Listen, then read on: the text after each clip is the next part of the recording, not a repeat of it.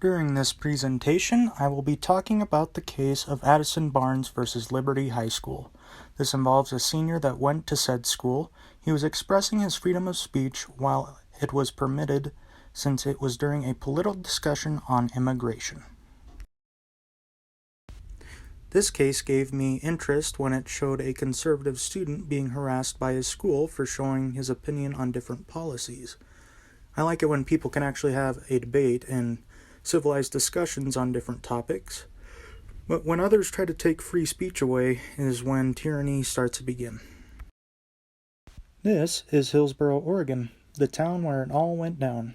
Many cities and states on the west and east coast are mainly left-swinging, and Hillsboro is no exception. It is a definite left-swinging town, and not many conservatives decide to speak out.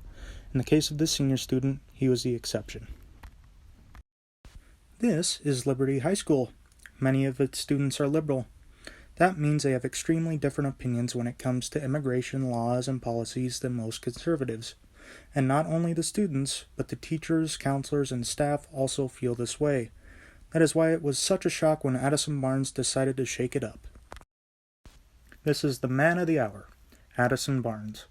During a political discussion on immigration policy, he had decided to wear a pro-wall, pro-Trump t-shirt. When he spoke out about his political views, the school decided to discipline him for offending people during school time. Now this is Greg Thomas, the principal of Liberty High School.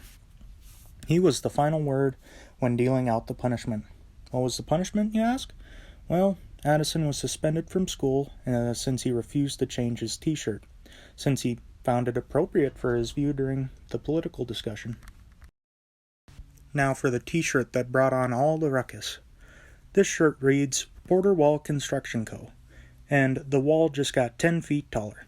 As you can tell, this didn't sit well with the liberal students and faculty at Liberty High School, what with all the suspending and whatnot, but the senior student stood by his word. As you all know, this is former President Donald Trump. In 2016, he became the 45th President of the United States. He ran for the Republican side and beat Hillary Clinton in the election. Since then, he has made many controversial statements and policies not many Democrats agree with, such as his border policy. One of the former president's main policies was the problem with illegal immigration. Mr. Trump strongly expressed that people that weren't from this country and came here illegally were criminals and should be treated as such. He always believes that if they wanted to come here legally, that he would love them over here. A big part of Donald Trump's campaign was to build a substantial wall to help keep out murderers, rapists, drug dealers, and drug mules from our sister country, Mexico. But he had also wanted limitations on work visas and also put a pause on granting green cards. But on to our regular presentation, I just thought I would add some context on the border policy. After getting suspended, Addison Barnes took the case to federal court. He filed a suit saying that the school had violated his First Amendment right for punishing him for his belief on how immigration and border walls should be handled. He believed that since it was a political discussion that his t-shirt would help support his opinion. This is the assistant principal at Liberty High School, Celia Murray. She was the one who confronted Addison about his controversial t-shirt. She told him he had to change it because it had offended a student and a teacher. Well, Addison wouldn't have it, he refused, and we see what unfolded. As we know, the First Amendment covers many things: the freedom of religion, freedom of press, ability to peacefully assemble, but perhaps the most important thing it covers is freedom of speech.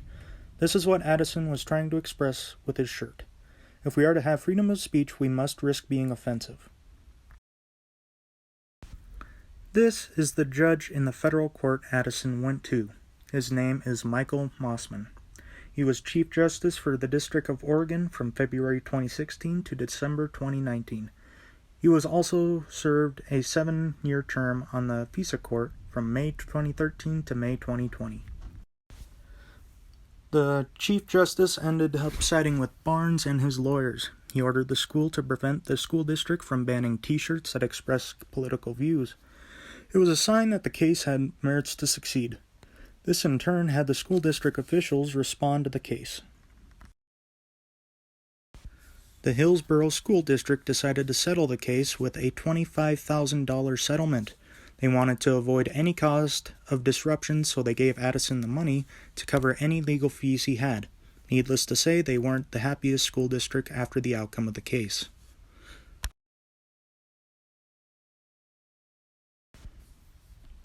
In response to the outcomes of the case, this is what Greg Timmons had to say. "Please accept my apologies for charging you a suspension." He wrote his apology to Addison and had said, "Best wishes to you in the future." It seemed like he really did feel sorry for restricting Addison's speech. As we've talked about before, and even had a presentation that dove further in it with Talon's and Connor's Pekakucha, this is where students got suspended for protesting the Vietnam War by wearing black armbands. The students later took it to court, winning and protecting their freedom of speech in school. Barnes's lawyer used this case and said these words, "Tinker leaves no doubt that this requires tolerance of controversial opinions or unpopular viewpoints. School officials may not suppress student speech based on the mere desire to avoid the discomfort and unpleasantness that always accompany an unpopular viewpoint." The officials of the Hillsborough School District defended the decision that the school made to suspend Addison. They had felt that the actions of the student were not right and he deserved the suspension. They also believed that the student's actions fell into a legal gray area. In a statement in response to the case, the school district had this to say: Liberty High School administration believed that they could reasonably forecast that Mr. Barnes' shirt might cause other students to feel unsafe and could potentially lead to walkouts, altercations, or other disruptive actions. This is Barnes's lawyer. He had disagreed with the school district, stating, "We brought this case to police the thought police. The First Amendment does not allow what is going on in too many schools today." Needless to say, he was not happy with the response of the school district. The reason Barnes went to Benbrook is because he had a similar case with a Nevada middle school student. The middle school student wore a t-shirt advertising a gun store and one with the "Don't Tread on Me" logo. This was also settled with the school district paying a portion of the boys' legal fees. Conservatives feel that universities and schools are going too far with criticizing right-leaning ideals. Such universities have actually gone as far as to ban far-right figures from speaking on their campus.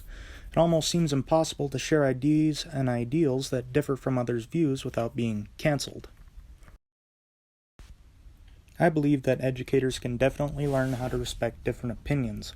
Since teachers can't impose their own policies and politics on students, they should let them figure it out themselves. Our jobs as educators is to let our students blossom and grow to be their own men and women. I want to thank you all for watching my presentation. I hope it brought some insight. Y'all have a great day.